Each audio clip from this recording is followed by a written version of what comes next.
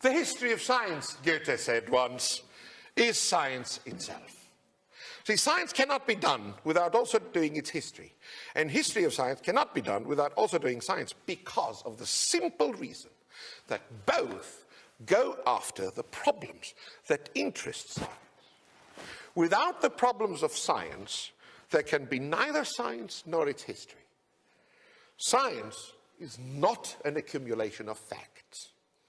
History of science is not an accumulation of facts about scientists, or about facts of science about social circumstances that may connect the two. You know, in both philosophy and history of science, it has become very fashionable to talk about the social circumstances that create the environment of the scientists and their thinking, blah, blah, blah. I mean, I would be too arrogant if I said this, but I can't stop myself. I will say it. You know, it's bullshit. I mean, you know, I wrote a paper once just to show this. The melange concept in geology, never mind what it is, it has been independently discovered 5 times.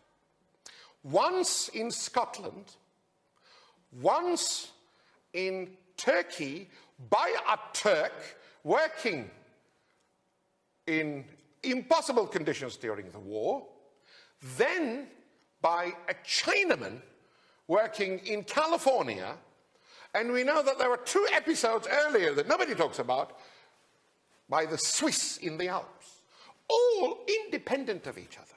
They all came to the same conclusions. And you ask these so-called social scientists, you say, look, this Chinaman, Ken Shu, was raised in breeding Yangtze.